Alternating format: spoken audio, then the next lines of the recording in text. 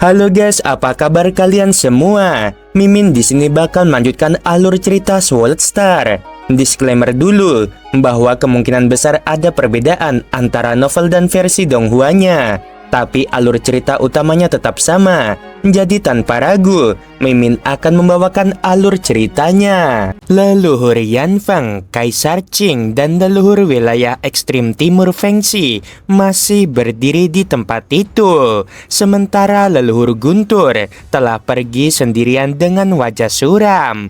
Langkahnya berat, seolah dipenuhi amarah yang tak tersalurkan.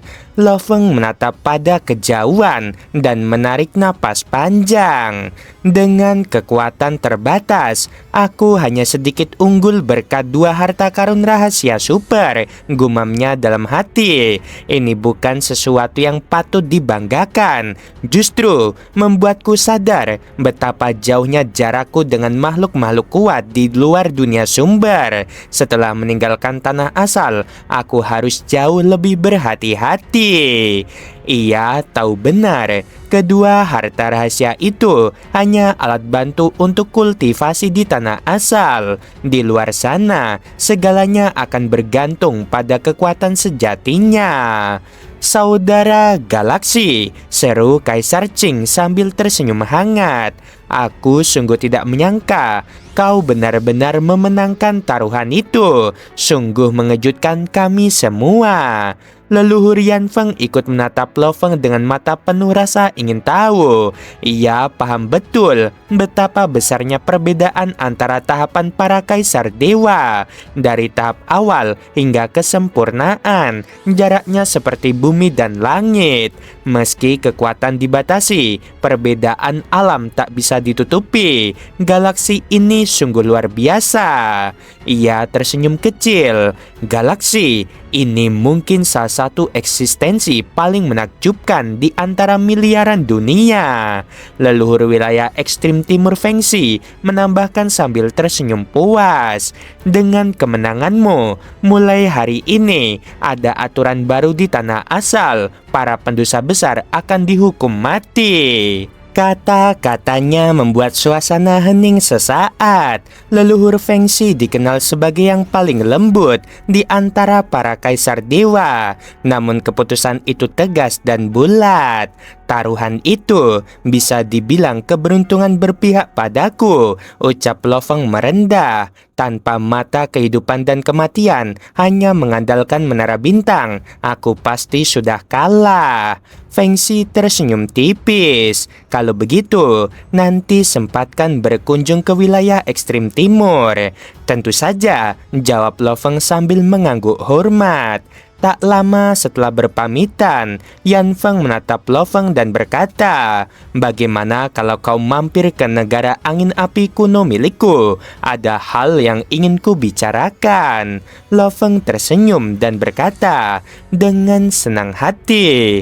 Di atas puncak gunung yang diselimuti kabut api, 3 sosok duduk berhadapan di sebuah teras batu. Boneka kehidupan bergerak pelan, menyajikan makanan dan anggur berwarna merah menyala. "Tempat ini," ujar leluhur Yanfeng sambil menatap lembah di bawah sana, "adalah tempatku menyendiri. Selain aku, hanya boneka-boneka itu yang tinggal di sini. Aku menyukai ketenangan semacam ini." Lo Feng menatap sekeliling dan tersenyum tipis.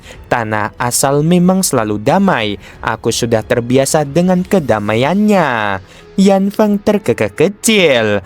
Kau akan benar-benar merindukan kedamaian ini saat berada di luar dunia sumber. Di luar sana, bahkan ketika kau berkultivasi di dalam rumah gua, bisa saja ada kehidupan primordial tingkat rendah yang tiba-tiba menyusup dan menyerangmu tanpa peringatan.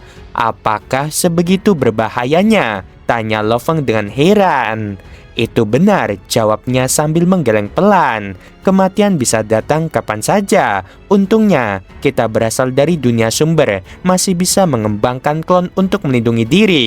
Tapi mereka yang lahir di miliaran dunia ciptaan senior Yuan tidak seberuntung itu." Kaisar Qing menimpali. Mereka tidak punya teknik cloning, jadi mereka bertarung mati-matian untuk bertahan hidup. Semua cara dihalalkan. Ternyata ada dua jenis kultivator, gumam Lo Feng. Benar, jelas Yan Feng. Yang pertama, makhluk dari dunia sumber seperti kita, lahir alami. Yang kedua, makhluk dari miliaran dunia yang diciptakan senior Yuan. Mereka sering memiliki garis keturunan primordial sejak lahir.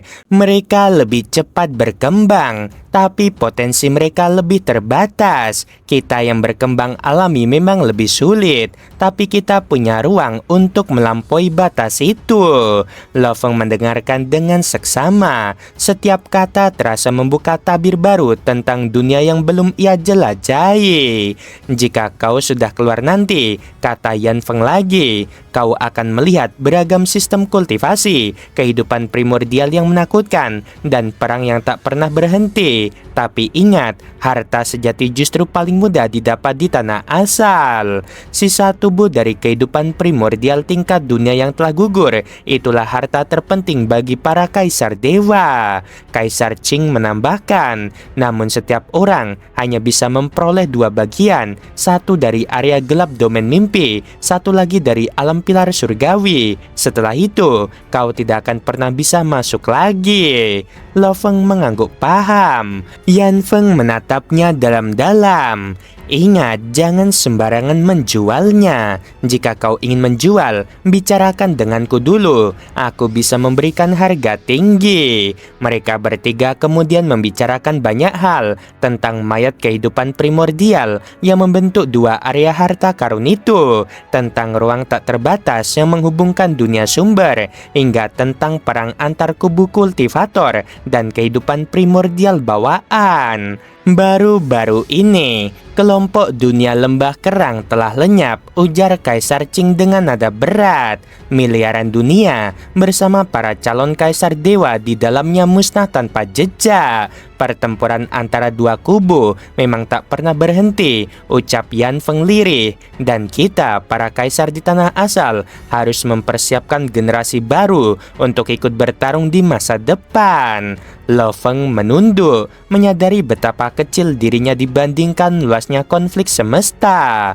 Untuk saat ini, ujar Kaisar Qing sambil menyerahkan selembar kristal data, fokuslah merebut sisa kehidupan spesial dari dua tempat itu. Ini informasi tentang area terdalam domain mimpi dan alam pilar surgawi. Gunakanlah dengan baik-baik.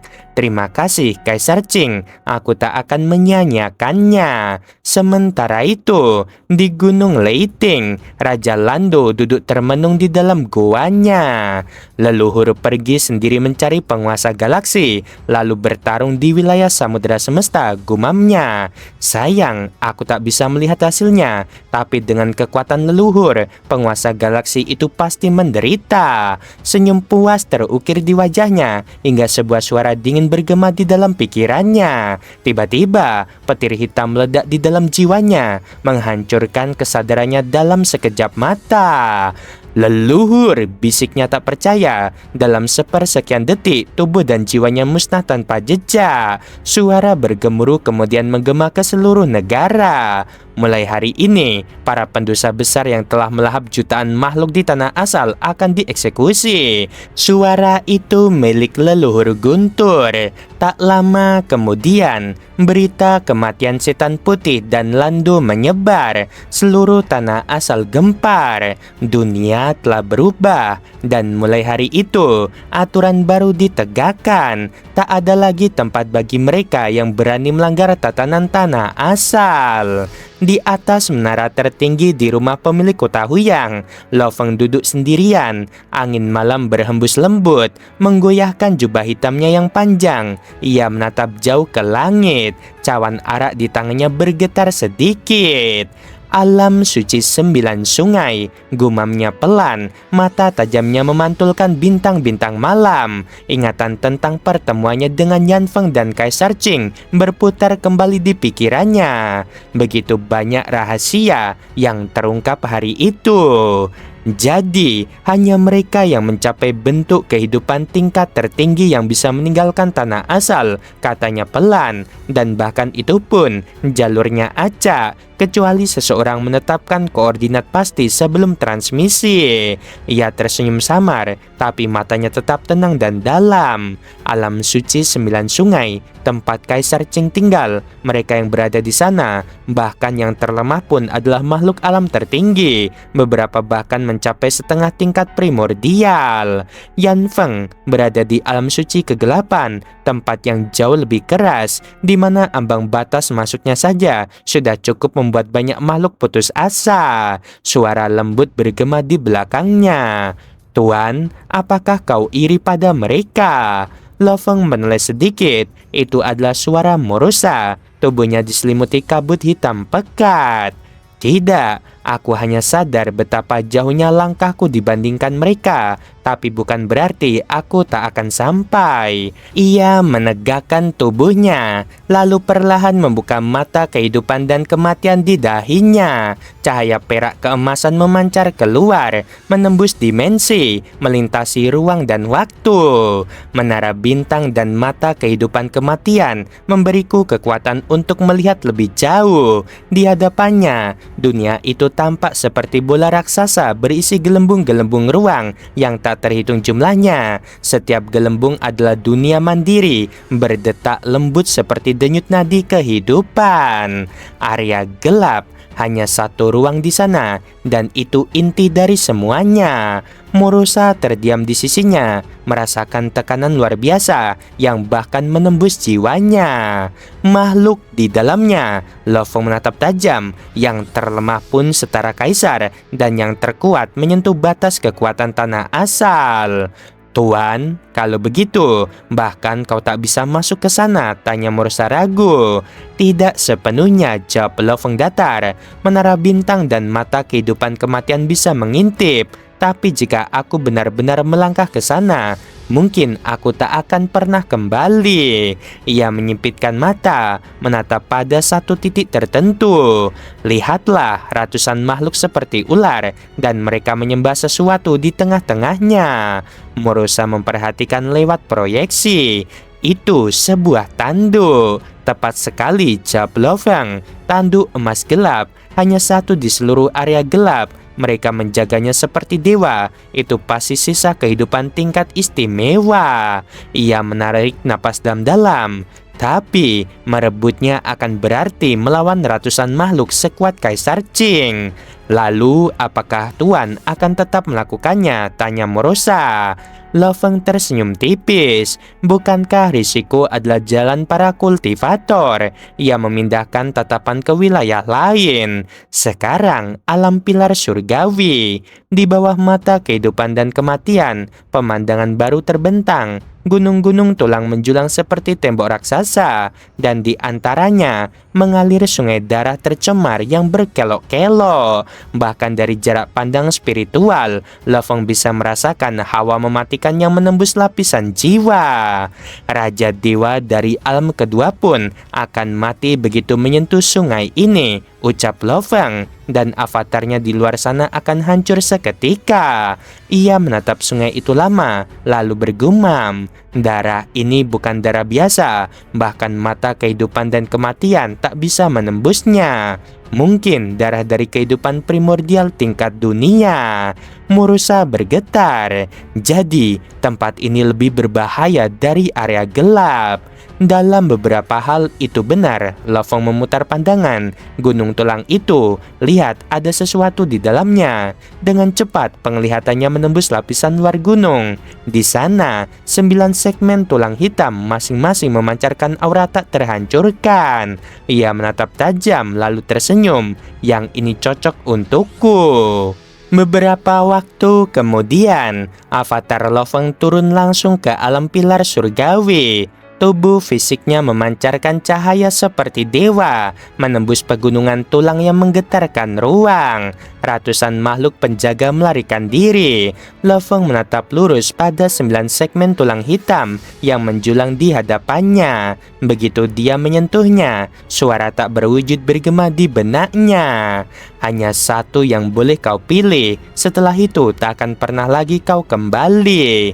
Lo Feng menarik napas pelan. Cukup satu, tapi satu ini cukup untuk mengguncang tanah asal. Dengan kekuatan besar, ia mengangkat segmen tulang itu dan menyimpannya ke dalam perahu terbang tetesan air miliknya. Beberapa ratus era kemudian, Lo Feng akhirnya berhasil menaklukkan juga tanduk emas gelap dari area gelap setelah ratusan percobaan dan mengorbankan beberapa avatar. 2 sisa kehidupan khusus, bisiknya kagum. Tanduk ini mengandung kehendak spiritual yang begitu murni, sedangkan tulang hitam ini menyimpan hukum tak terhancurkan. Murusa bersujud di hadapannya. Dengan 2 harta itu, Tuan bahkan leluhur Guntur pun harus berhati-hati denganmu. Lo Feng tersenyum samar. Kita lihat saja nanti. Sementara itu, tanah asal kembali tenang di bawah perintah 3 penguasa besar yang baru, yaitu Lo Feng, leluhur Yan Feng, dan leluhur Guntur.